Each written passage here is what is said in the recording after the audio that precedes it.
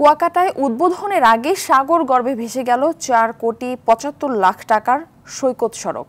সমুদ্রের তীব্র ভাঙনে ইতিমধ্যে রাস্তাটির অধিকাংশ ধসে পড়েছে। স্থানীয়দের অভিযোগ, নিম্নমানের কাজ আর সঠিক পরিকল্পনার অভাবে অল্প সময়ের মধ্যে প্রকল্পটি সমুদ্রে ভেসে গেল। তবে সড়কটির অবশিষ্ট অংশ রক্ষার আশ্বাস পানি উন্নয়ন বোর্ডের। কুয়াকাটার প্রতিনিধি কাজী সাইদের পাঠানো তথ্যচিত্রে বিস্তারিত জানাচ্ছেন আবরার মাহি।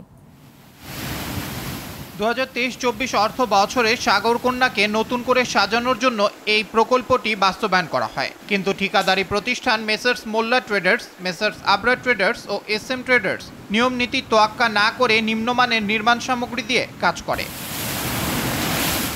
কাজ শেষ না হতেই গেল 29 মে ঘূর্ণিঝড়ের প্রভাবে সৈকত সড়কের বিভিন্ন জায়গায় ধসে পড়ে।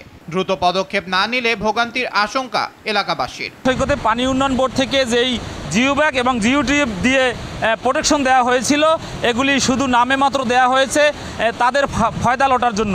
কাজ করার পরে প্রত্যেকটা জায়গায় ফাটল ধরে গেছে। ওরা যে পরিমাণ সিমেন্ট বালু দেওয়ার কথা ছিল ওরা সেটা পর্যন্ত দেয় না, যে গাইডওয়াল করার কথা ছিল সেই গাইডওয়াল দেয় না। সরকার এটাকে স্থায়ী প্রোটেকশনের পর এই প্রকল্পটা বাস্তবায়ন করতো, তাহলে আজকের এইভাবে ক্ষতি হতো না। এত নিম্নমানের কাজ হয়েছে যা আমরা কল্পনা করতে পারি না। এই সড়কটির অবশিষ্ট অংশ রক্ষার কথা বললেন এই কর্মকর্তা। পানি উন্নয়ন বোর্ডের এক্সেন মহোদয় ডিসি পার্ক থেকে 0 পয়েন্ট পর্যন্ত জিও ব্যাগের মাধ্যমে প্রোটেকশনের একটি ব্যবস্থা গ্রহণ করবেন বলে আশ্বাস দিয়েছেন।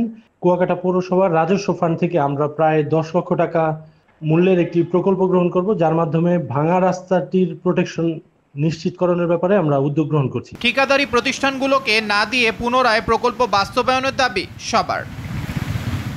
আবরার মাহি, RTV।